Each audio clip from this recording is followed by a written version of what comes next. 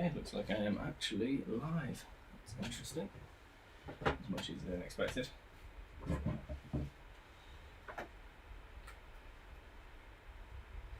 This is a pretty straightforward stream, to be honest. A little bit of a practice for me, so we'll see how it goes. I've got a custom project on at the moment to create a handbag for as a birthday gift. So I've got, as you can see from the thumbnail, a bunch of designs. No idea how well you can see that from this distance or with this light, but we kind of committed to one design last night after talking with the customer. So now I've got to work out how I'm going to make it actually work. I think I'm picking up a bit of a buzz in the background, so I'm just going to sort that out and then I will be back.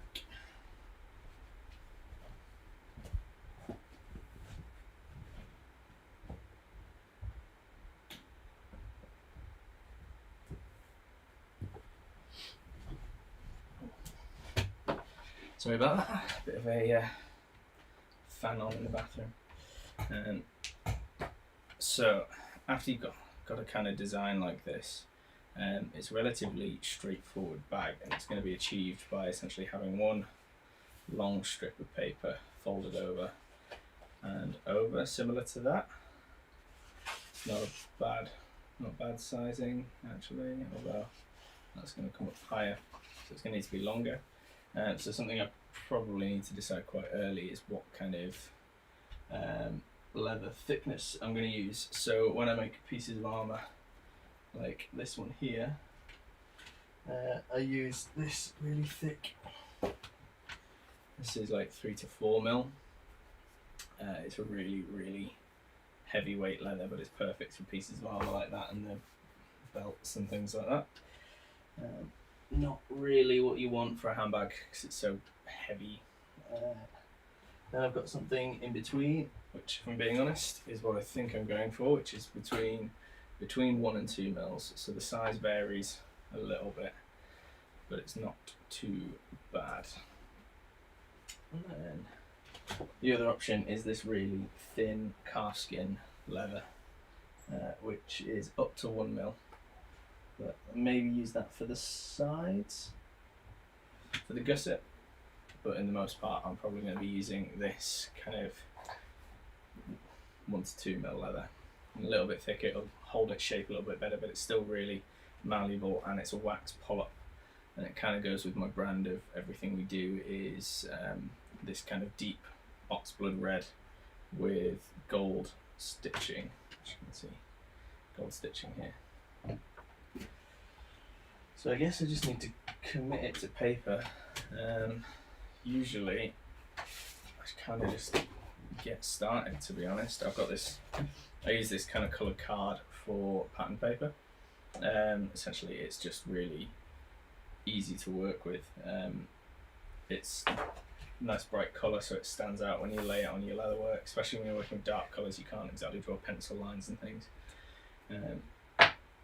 But also it's dirt cheap to get. You can get a pack of like 100, nice and cheap.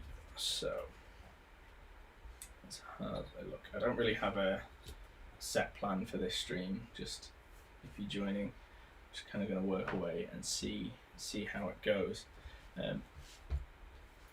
Something I am quite tempted to use as a bit of reference is this journal cover that we sell. So it's probably about the right size that I want for my finished product.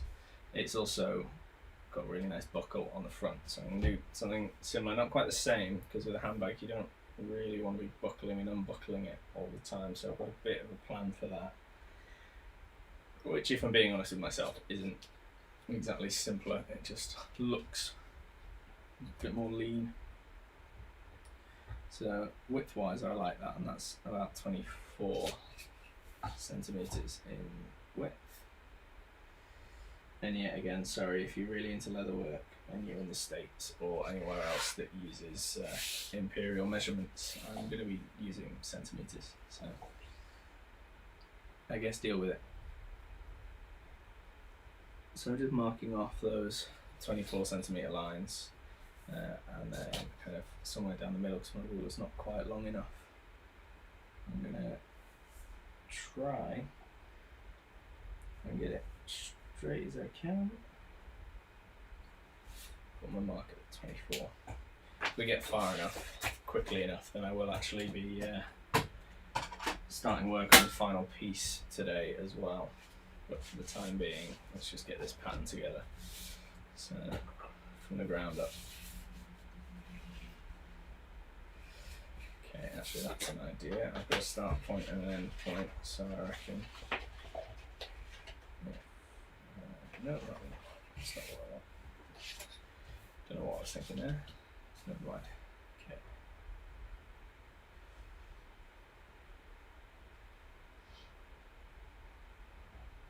Okay, just cutting down this line here. And this is going to form the basis for the width of the bag.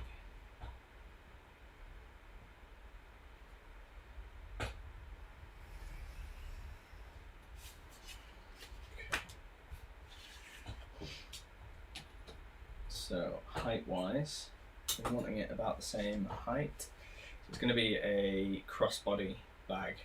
So it's going to sit kind of here with a strap that goes across the body, probably just a little bit lower there.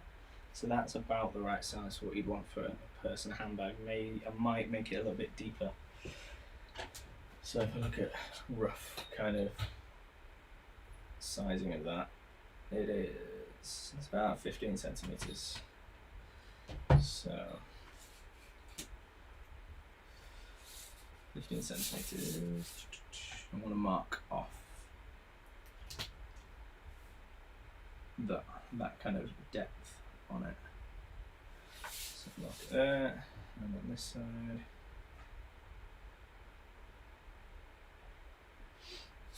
And then for the gusset on that, or the fold on that journal cover, is about maybe 2 inches. So about 5 centimeters. Look at me saying I'm only doing centimeters and immediately switching to inches. I probably want it a little bit deeper than that because it's a handbag, so it's going to have to fit some more stuff in. So I'm probably going to push it up to 8 centimeters, or just over like 3¼ inches.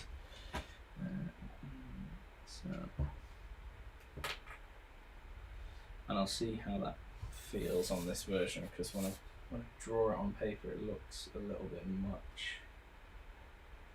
There's also things like the thickness of the leather to take into account, because that will impact your final design. But that's a little bit of a trial and error thing that you kind of have to work out as you go along. So now I'm just folding it along these marks, and then that's giving me my base for the front. Something I could look at doing, so I had planned just a square, or rounded I think is what I want, rather than a square, like rounded corners. I've just folded these for the ease of kind of seeing what the final shape is going to look like. So the flap's going to need to come over the top. So we're going to need to mark that one on with another piece of very large bright orange paper. And just to make things a bit easier, I've already got this one the width that I want. So I'm just going to lay it over, draw a couple of marks.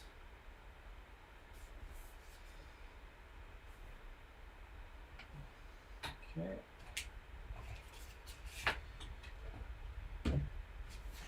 And then trim this one down to width.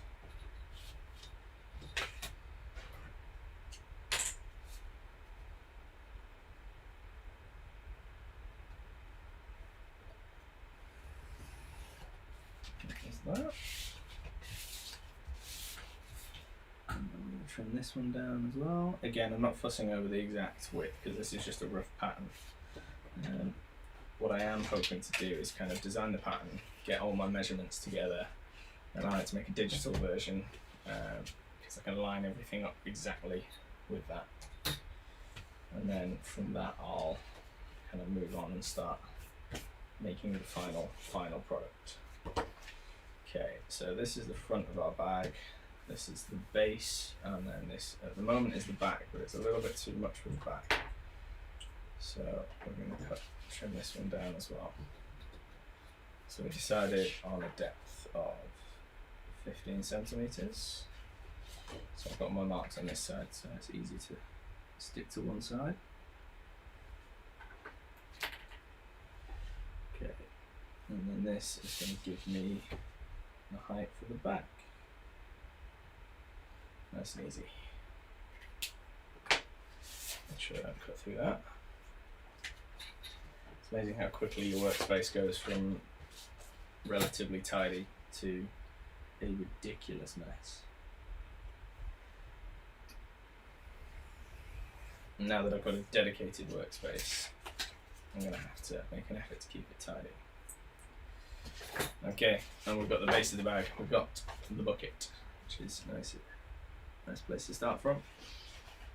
So top wise, it's going to need to come over the gusset size. So we are going to need to put 8 centimeters onto the start point. There and there.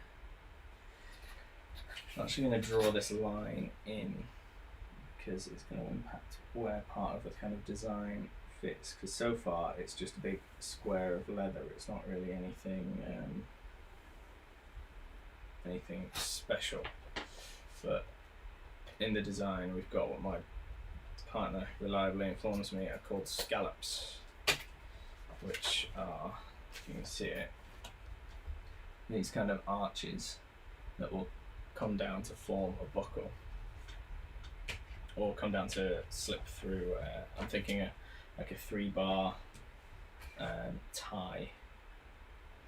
So if I'm thinking of placement for that, I'm going to need space for, I probably want 2 rivets rather than 1, for aesthetic reasons, and for practicality it'll keep it in place. I don't want it any more than 1 inch thick. This ruler is about 1 inch thick. It should be exactly 1 inch thick really. So I can test that quickly.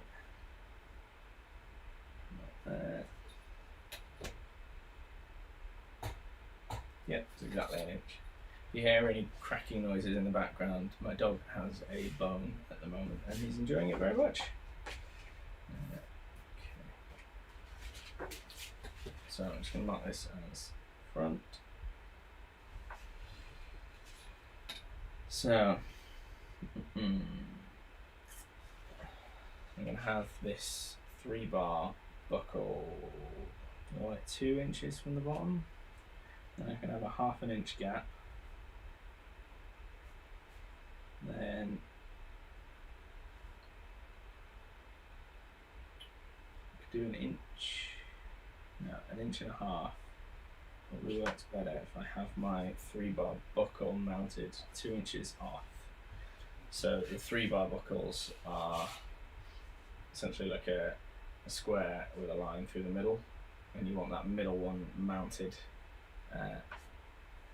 in your center point, because the flap from the top of the handbag is going to come through. It's going to go through the top one and through the bottom one. So like any normal strap really. So that's where that's going to fall. So it will actually extend a few centimeters above where I've put that. And I really am mixing up these inches and centimeters without meaning to. So sorry about that. I think it's part of the kind of conversion issue. So like in the UK, most leather is measured in millimeters thick, but obviously elsewhere it's all in ounces, and that can be a little bit confusing sometimes if you're trying to make sure you get the right thing. So like weight wise, I think this is like 2 to 3 mil, that's something like 5 ounces, 5-6 ounce.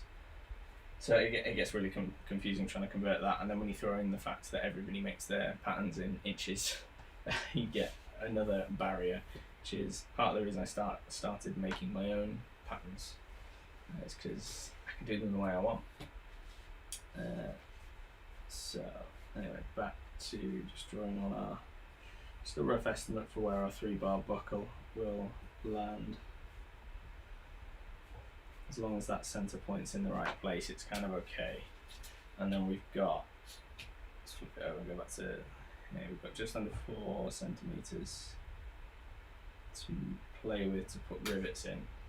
So the way that you make a strap, you need one rivet to hold the strap closed around the buckle and one rivet to attach it to the actual front of the bag. You could arguably get away with doing it all with one large rivet, but aesthetically I'm not sure how I feel about that. But we will workshop it and see what we like.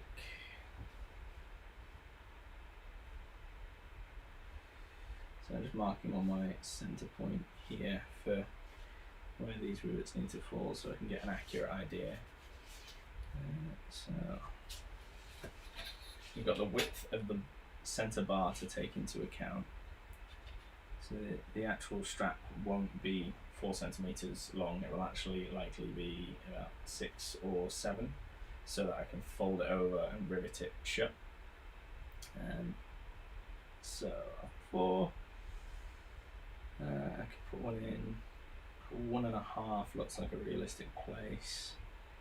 And then, for symmetry's sake, I would say come in 1.5, but that's too narrow, so come in 1 centimetre.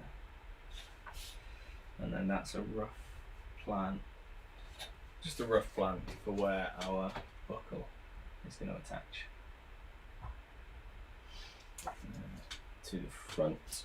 But the reason I've done that now is because that's going to give me an idea of how much space I have to work with on the flap that comes over the top. So it needs to come across here, which is the 8 centimetres we marked on already, and then I need to know where it comes down to. So I know it's 15 centimetres. I know I want the point of the flap to essentially cover those 2 rivets so that when it's closed it looks like one really neat, tidy, minimalist piece with just a buckle on the front. So I also know that I just want to take 1 centimetre off. So I've got 14 centimetres to work with. So let's mark on 14 and 14. And then let's just draw a line down here and we'll cut that off so that we've got our workspace kind of fixed.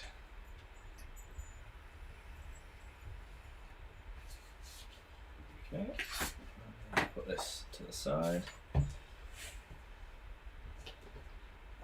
You alright, Brian? Brian's watching in the doorway. I'd turn the camera around for you, but I'd have to get all the way up for that. Although, would the views go through the roof if there was a dog on the stream? No, he's gone away anyway. Maybe next time. So, that all comes together quite nicely, and essentially this rather, at the moment, slightly boring looking box is the plan. So we need to add some shaping. So the shaping we want are these kind of scallops or reverse arches, or well, arches I guess. I want a 1 inch, or in fact a 25 mil, which I think is 1 inch, yeah, 25 millimeter strap at the end of this, and that strap length is going to need to be at least 4 centimeters. So let's first find the center point. Suddenly just got Art Attack vibes. I don't know if anybody used to watch Art Attack, but yeah, massive Art Attack vibes. 24, 12 there, and then what I'm actually going to do is I'm going to line this up with the lines on my cutting board, and then that will help me just line this up and get a straight line.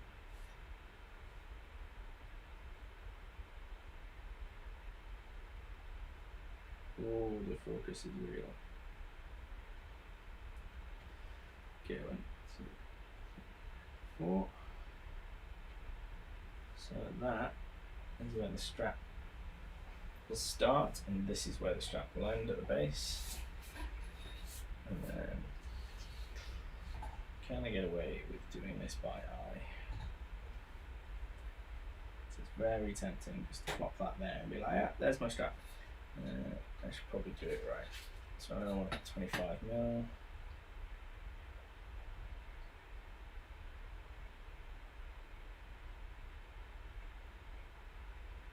Plop that there. One line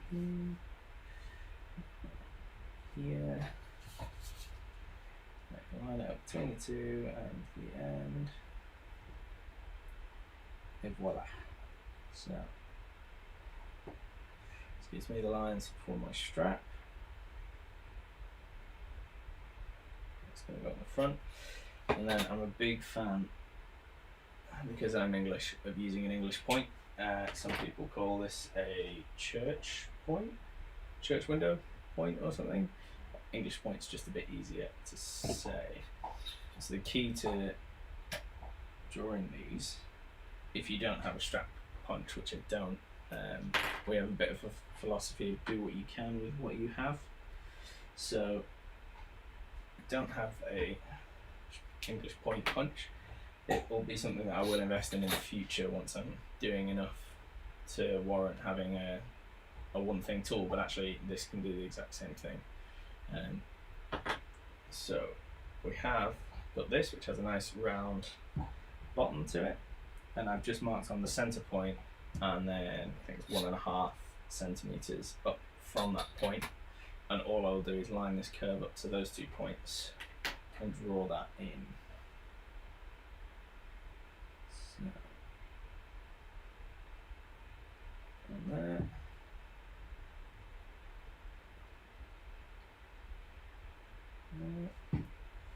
And you can see that's where our English point will fall. Cool. So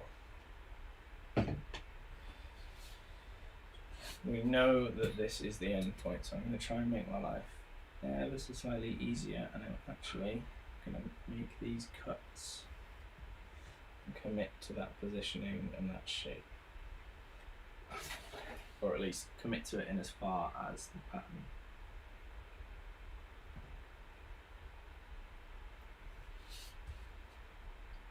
Partly just because it will help you guys see exactly where we're at.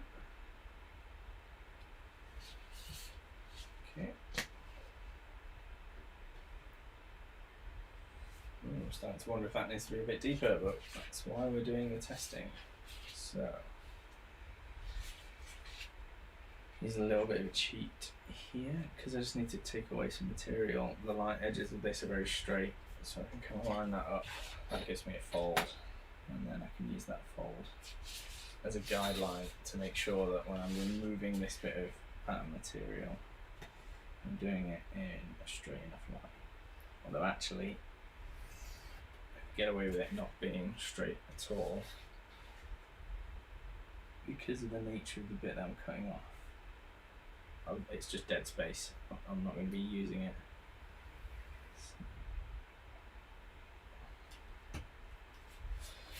There we go. That looks like something else. But there's the basis for the front so far. And now the next bit is drawing some nice curves. So roughly this bit is where it's going to come down onto the front of the bag. So it's going to sit over the top like that, but without the fold. It's just going to be a nice smooth loop. So I want these kind of archways, but I don't want it to finish up here, because then that'll all be prone to Brian doesn't approve. That'll be prone to kind of folding and tearing there, whereas if you just bring it down that little bit further over the front, it'll make it a little bit more reliable and I think more aesthetic design. So how far down? It's alright, Brian.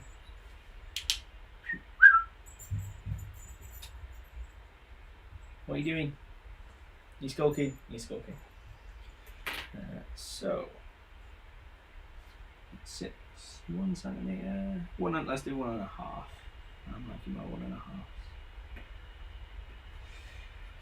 Another good thing here is you only have to do this once, you don't have to do both sides because it's card, you can just fold it in half, cut it, likely with a pair of scissors, rather than this blade, but I'll probably use that, and then you'll get a nice symmetrical cut. But like I say, I'm going to be committing this all digitally and then using that as a printout pattern that can be reused over and over again, mostly because paper like this will just wear and tear, and I'll get 3 or 4 bags out of it, and then the pattern will be useless and gone. So what I would usually say is go find a big circle.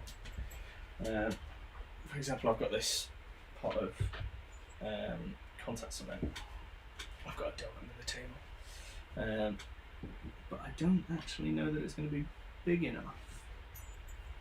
I don't really have anything larger to hand. There's a mug over there, but it's full of stuff. Lid to some gum track. You stealing leather scraps? Wait, Brian, come here, come here, Brian, come here, come here. Oh. Nope, he just wants to show me his ball. So I might actually do this by hand. So I know that I want 2 arches, and I probably want them to finish halfway. So we've got just under 10.5. So I'm going to mark. Let's make the second arch ever so slightly smaller and mark 5. And 5. That gives me a rough idea of where one of my arches is going to come to. This pen's actually faulty, in that it'll only draw properly at one angle, but that actually makes it great for drawing scaffolding lines. Just because you don't have to, if I draw it at this angle, I'll get a whole line, or if I rotate it, I'll get a wisp of a line because the ink doesn't flow correctly. But that actually works out really well. So I'm just going to pop a line here, and I'm going to freehand in this first curve up to that mark we made, and then the second curve I want to come down to the corner of our strap point, so I'm going to freehand that in as well, and then we've got some nice curves along there. So the next step really is to cut that out, fold it over, trace it, cut it out, see if I like it. It's quite a lot of the time, even though I've come up with a design, it looks good in the drawing. When you actually commit it to a physical object, it suddenly ends up being really kind of rubbish. It just doesn't look right. So we will see if that's one of these.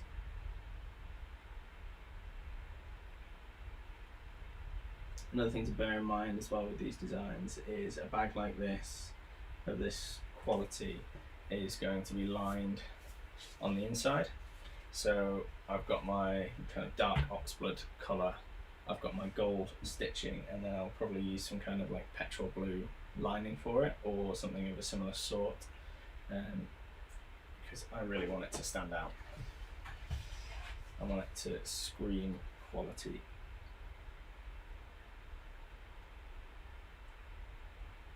Okay.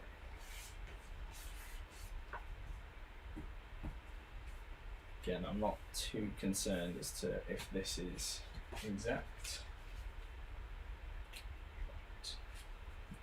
It looks pretty spot on, so I'm just drawing on those lines again.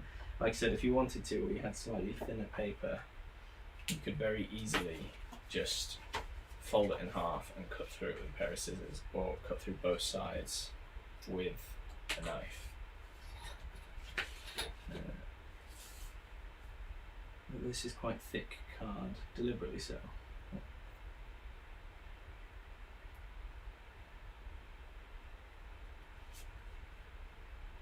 This gives you a bit of an insight into how our patterns are born, with the exception of the quick draw minimalist wallet, which is actually a pattern from Quarter Leather. And if you're interested in leatherwork at all,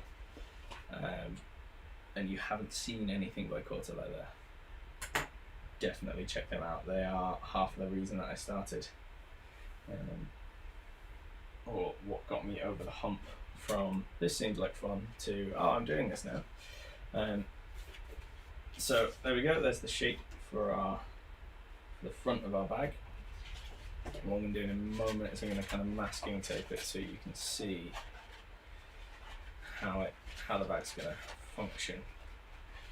It's going to sit on the front there, like that. And will hopefully be gorgeous in the right colours.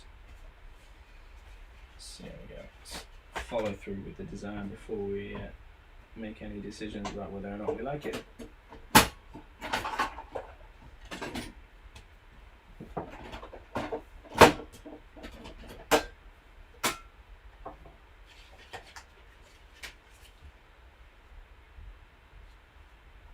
Okay.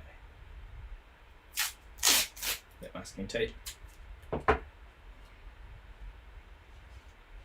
Really am starting to feel like the guy from Art Attack. I don't know if Art Attack was a worldwide thing, if it was only a UK thing.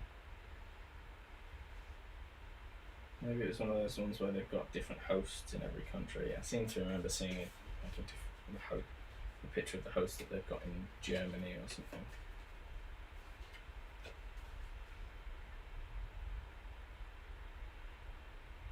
So I guess, yeah, if you're watching and you watched Art Attack, let me know.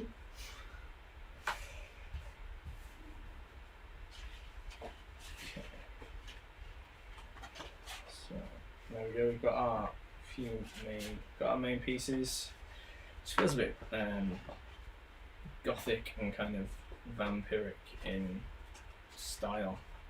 And I don't know if that's what they want. I mean, they like the design. The idea as well is to mount a cameo brooch. If you don't know what a cameo brooch is, they're the ones where it's like a side-on portrait and it will be white with black background, usually in an oval shape with some nice decoration around the sides, and that will be mounted to the front here. So it really is going to be quite a almost gothic piece, I guess, which is kind of what concerns me about do I want it? Does the customer want it that gothic? They've okayed the design, but the risk is that obviously you make something custom and then they decide they don't like it. You can't just say, oh no, well that's what you said. You work out how it's going to work for them. And with leather, now that we've taped this together, we can see the main bulk of our piece is going to be a massive piece of leather cut like that. So it's always worth getting an idea like this together, put it all together, and then you can show them at least a rough idea of a physical piece.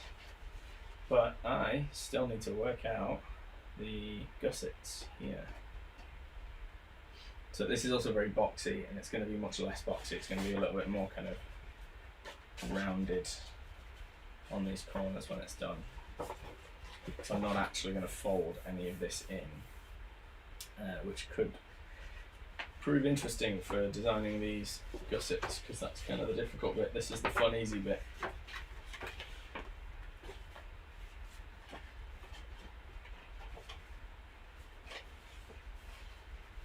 So I'm quite happy with that so far.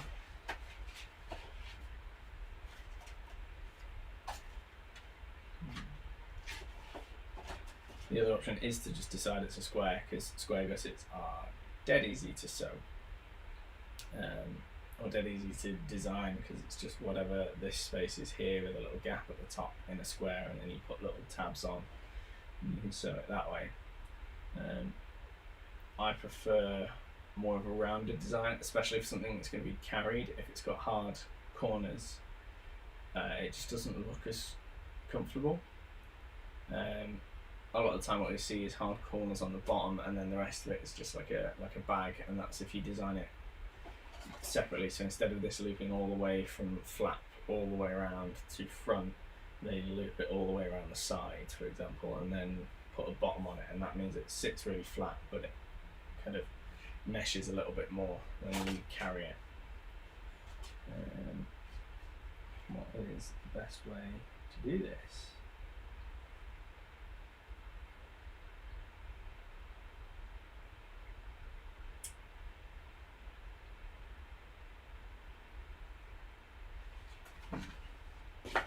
Let's get some paper, shall we? The other thing is with card, things like this are kind of hard to pull off sometimes. I think that's more than big enough. And it may end up being a bit of kind of trial and error with the actual pieces of leather used to make it. So I know my width is 8 centimeters. So that's the base width. The other thing with gussets is they can be kind of inset or they can be outset depending on how you sew it. You could sew the whole thing inside out and then flip it out. I like to show my stitching off kind of as evidenced by our journal cover or any piece of work, because we're using hand stitching. This Singer machine here is just because it looks pretty. My partner is quite a gifted textile crafter, so we're looking to revive this, but we don't actually use it for any of our stitching. That's all done by hand, so textile projects will be done with that, but all our leather stitching is hand stitching. So I'm gonna, for now, I'm gonna try and allow a whole centimetre for that stitch line. So 1 centimetre in from the edge. Then I need to go 8 centimetres long and 1 extra centimetre. Just want to check my measurements because that kind of looks too much, but that's 8 centimetres. We definitely measured 8 on here. Yep. Okay, and then depth wise we went to 15. Yeah, 15.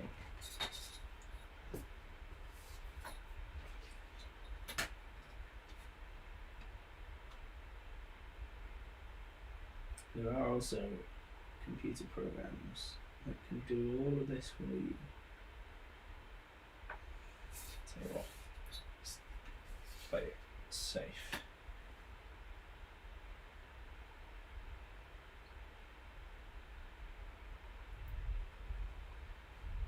One centimetre, 8 centimetres, 1 centimetre.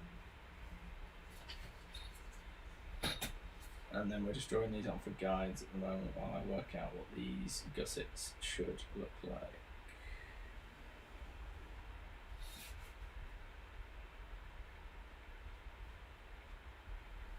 I'm also trying to go quite quick here.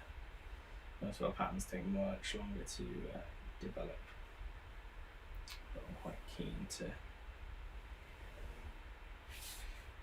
get it on the go. Again, I'm going to cut my excess off just so that I know what exactly I'm working with.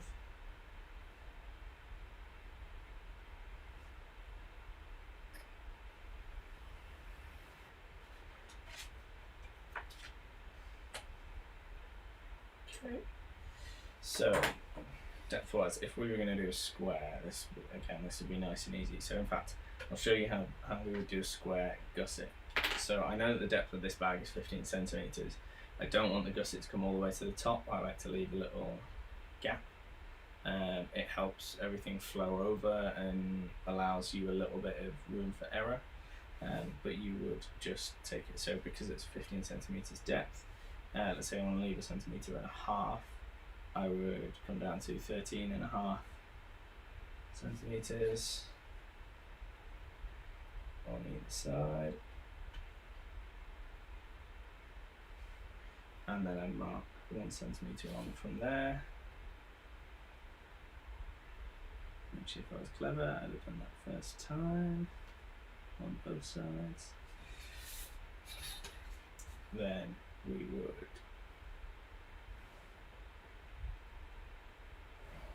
draw those lines in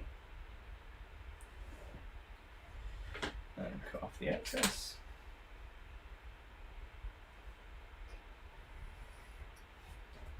And then it's kind of like if you've ever made a cardboard box, we cut out these, we're left with these little squares in the bottom corners, which we cut those out. I'm just going to do that by hand because they're short, sharp lines.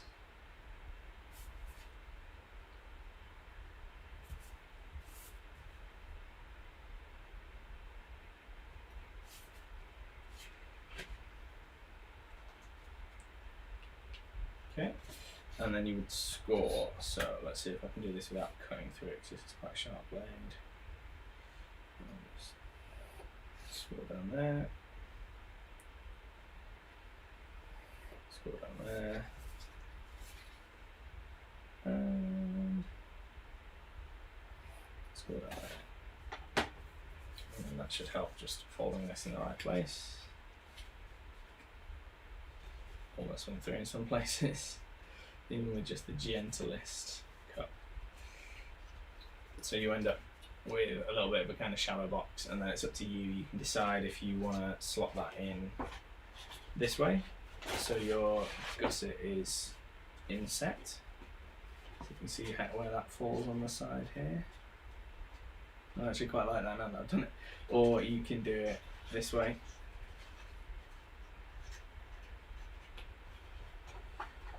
So that it's all flush.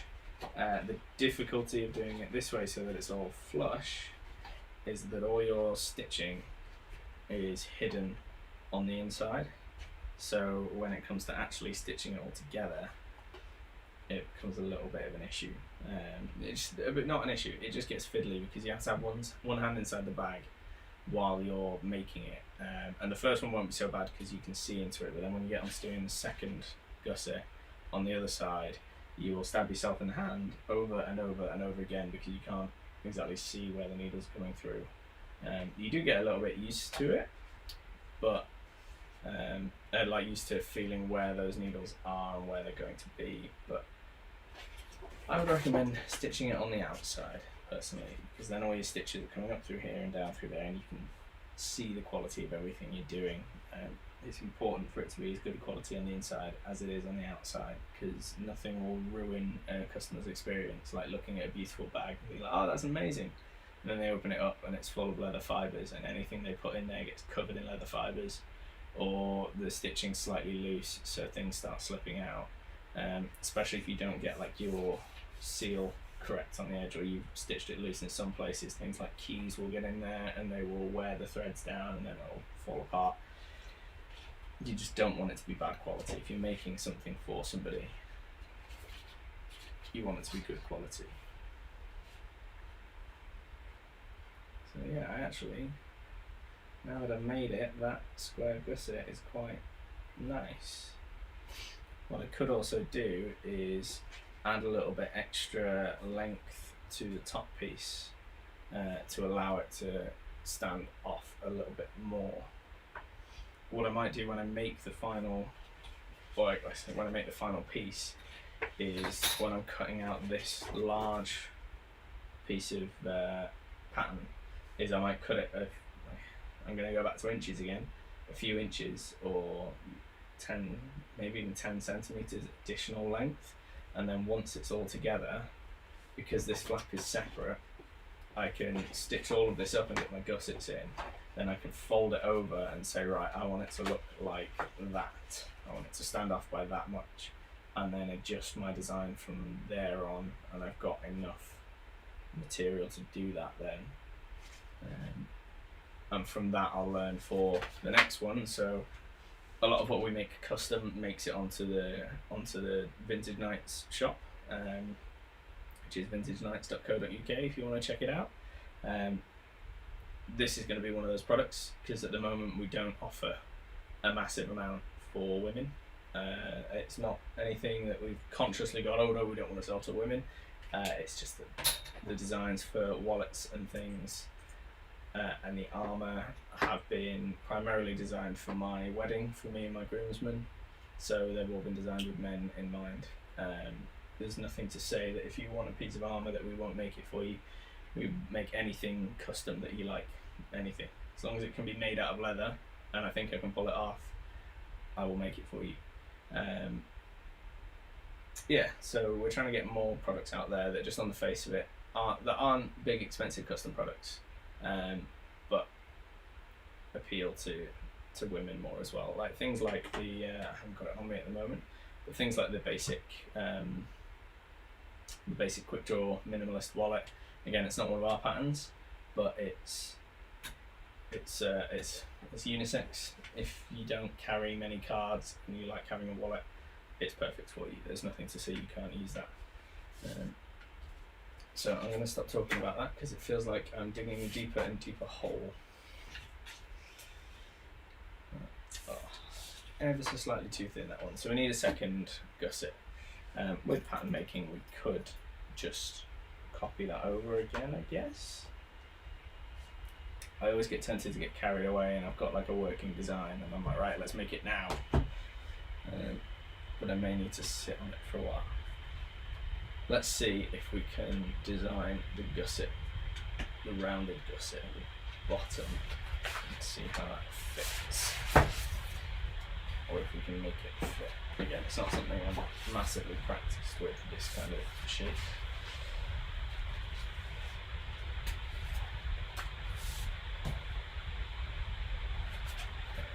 I know it needs to be the same width,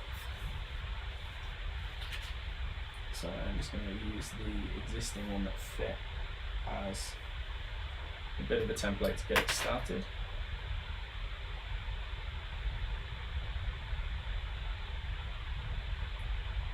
Because it will give me those 1 centimetre guidelines as well.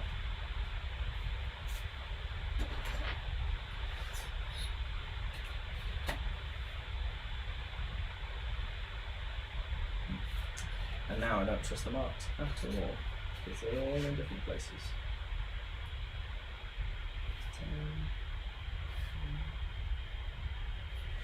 Maybe it's just my eyesight, or my inability to get things in a straight line, apparently.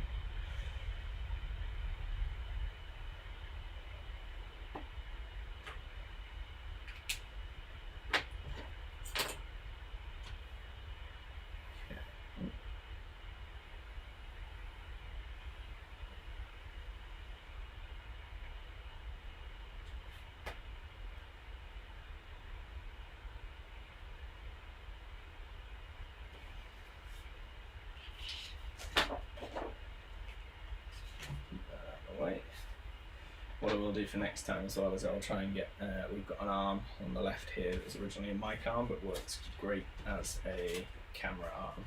I'll see if I can get 2 cameras so that you can see what I'm doing in a bit more detail.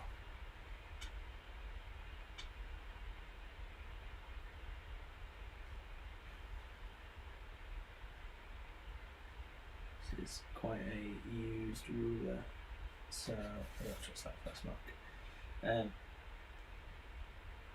So a lot of the numbers are faded, so you may see me measuring from like 12 because I can still see all those measurements, whereas 15 and 20 can't see any of those. A decent ruler is 100% worth investing in if you're getting started or thinking of starting leatherwork. Ones backed with cork are the best because they don't slide around so much on the leather. But again, do what you can with what you have. You don't absolutely have to have a cork ruler in order to do leatherwork. There's nothing that says you have to have any of that equipment. I have actually got an idea for a video which I'll hopefully be releasing soon about how to save a significant amount of money starting leatherwork. I'm not going to give away the secret right now because then somebody else might steal it, because you know I'm such a popular YouTuber at the moment. My 15 followers. Whoa, getting real. Okay, I'm actually gonna try something a little bit odd, to get that curve the right length. So that's the thing that I'm worried about, is having the curve the correct length. I'm actually going to take this piece of cord, measure it out to the right length of this side plus the bottom plus this side, and then I'm going to curve it on this piece of card, try and get it to a nice even one, make a few marks, and then draw that line in. This is just some regular waxed thread. So I want 15, and then from 15 I want an additional 8, and then from the 8 I want only 2 centimeters off in total, so 13. Again, this isn't exact, but it actually doesn't particularly matter. This is some really heavily waxed thread as well, so it's quite sticky. It's tiger thread, which is great, absolutely great stuff. They don't do a nice gold like this though, so we import this from Japan, and then we use beeswax to wax it ourselves, which is the beeswax maybe, I don't know how they produce the tiger thread, but it's nice and sustainable. There's local beekeepers that we can source it from, things like that, to kind of compensate for the fact that our thread has been shipped all the way from Japan. So I know I want it to start here and end here, and now it's just a matter of trying to get it in roughly the right place. So I'm going to pull it into a triangle. A triangle is actually a shape that I'd considered using for this bag previously. Okay, so that's roughly where we want it. This is also something that you can kind of do really easily digitally. So when I create a digital version of this, I will probably change the measurements completely. That's one way to do it, isn't it? Just using the base of that as a guide, trying to get it in a circle. It's not quite big enough. So we're going to come back to our trusty contact cement tin, which is almost exactly the perfect size. And we've kind of lost it a little bit.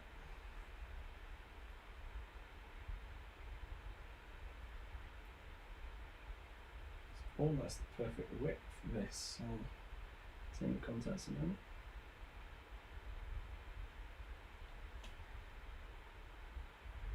Nice and central. I think we've got our gusset markers, so I'm going to try and hold this in place.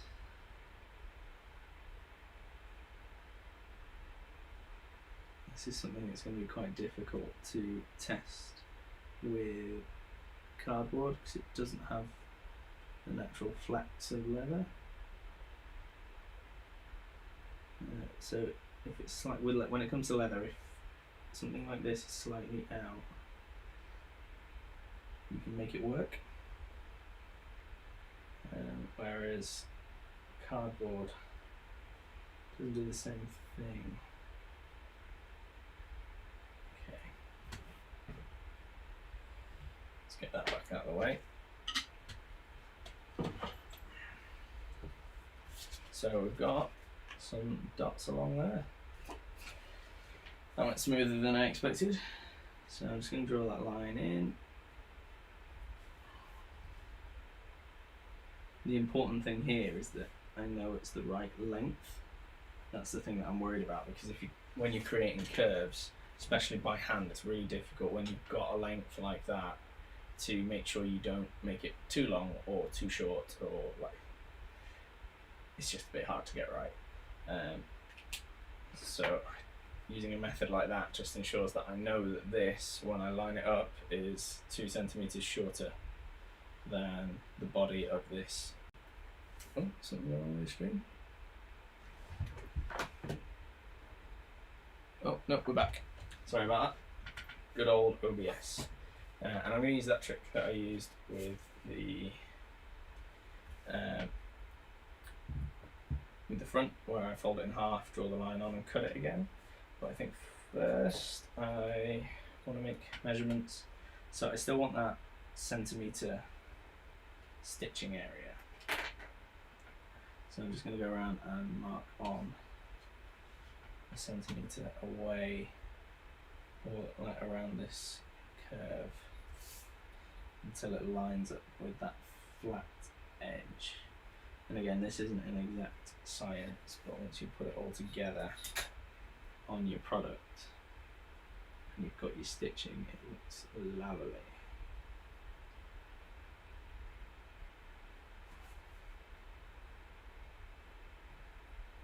So the curve is slightly different because it still needs to meet that. It needs to cross that line, doesn't it? And come out to our edge. So I'm going to mark on another measurement further down. Having it consistent will be extremely helpful.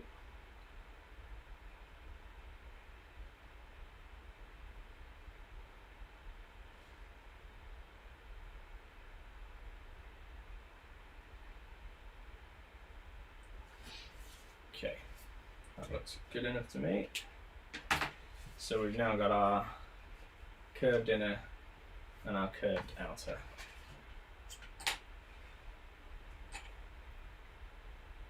So I'm just going to cut around the outer.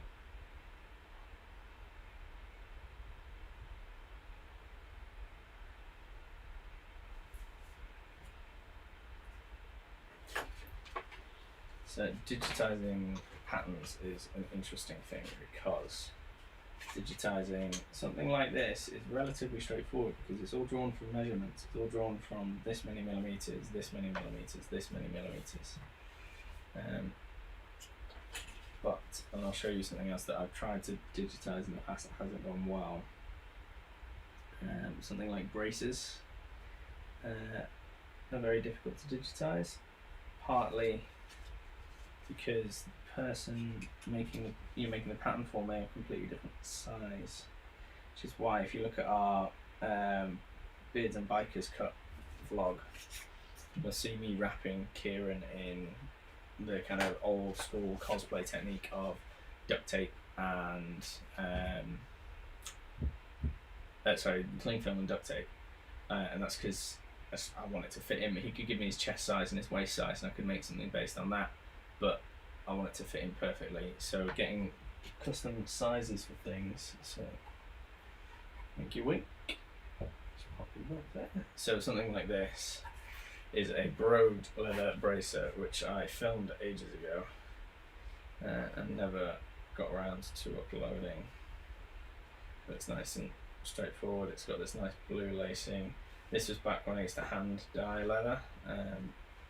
Essentially now, unless it's black, I don't really do hand dyeing, but making a pattern for something like this is very difficult because I know I've got small hands and wrists, and then other people might not. Other people have different lengths of forearms, so getting a pattern to fit those kinds of things, and with it being such a non-uniform shape, because I did this one by wrapping cling film and then I used masking tape for this. Then I drew on the lines that I wanted and then cut that out, and turning something like that into an Illustrator or like PDF pattern proved quite difficult. I have since learned a good technique for it, which I found through Skill Monkey on YouTube, but actually he got it from somebody else. I can't remember who he got it from, but it's a genius technique where you lay out your paper pattern pieces and you draw a line of a determined length alongside it. So for example, I think he uses 10 inches, and then you take a photo from above and that gives you your reference, and you know that's 10 inches, and then you can just draw around it all. As long as you make sure that line is 10 inches, you're good. And it's actually very clever and very simple. And it's one of those where when you see it, you're like, why didn't I think of that? Anyway, so there would be a couple of ways to do this kind of curve. One would be to cut notches so that it's folded over in tabs, but that potentially leaves little holes that I don't around the bottom, which I'm not a fan of. It's not what I want in my products. It also means you have to have it facing outwards, like we talked about before, so you're doing when you're sewing inside the bag. One of the best bits about leatherworking is the sewing, is the stitching, and how beautiful it is, which is why I'm so keen on having them outside, so it's recessed on the outside. And if you cut the tabs, you'll see them, which is the issue there. So you end up doing a little bit of, you could wet form it. I could make a block that is this size with that curve, and I could wet form it all around, and that would be a good way to do it. You can also just throw down your stitching line and kind of wrestle it into place with the thread, or with the glue and the thread, which is probably what I will end up doing, being completely honest, because that's kind of what I want. Let's have a look at how the card behaves. We just quickly throw down these lines, just scoring these in. I'm not cutting this off, I hope. So it's proven to be a little bit sharper than I expected when it comes to paper. It's amazing how quickly you go through new knives, especially with leatherwork. Like, go through a new, well, I try and use at least, well, I get a new fresh one for every project, fresh blade for every project. And then quite often when I'm working with thicker weights like the armour pieces or the belt, I'll go through 2 or 3, it's because they need to be fresh to get through it.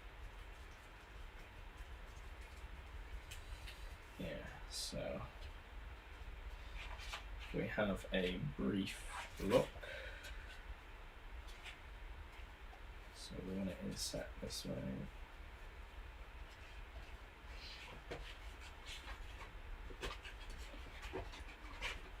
So it's not going to fit exactly because it's card and it won't fold along those lines, but hopefully I can just squish the lines down. That looks like it will work. So you will also find with a lot of like patterns that you buy online, they'll have all your holes pre-stamped. We're a stitching iron family, or pricking irons, whatever you want to call them, punches. I don't think they're really punches because they haven't got holes. They don't remove leather; they just punch holes through it. So they are. We don't really do that. We draw the lines on. You glue your pieces up. You stitch them together. That's the way that we'll do it for all of our bags. I'm probably going to make the decision off camera whether or not we go for this rounded design or this flat design.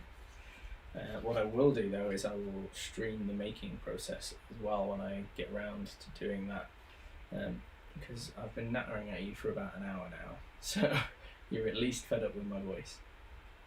But yeah, it'll be interesting to see how that all comes together. I may even do some test piecing with like a strap like this, and then I'll cut this piece of the pattern out and see if I can glue it and stitch it effectively and make sure it all works. And I can do that with the lengths, and then I'm not wasting a big body of leather and punching holes all the way down the sides. So if you stopped by, thank you for stopping by. If you're watching this after the fact, thank you for watching. I'm going to do the cringy thing where I ask you to like, comment and subscribe. Never done before in my life, so if you could, that would be fantastic. Thank you very much.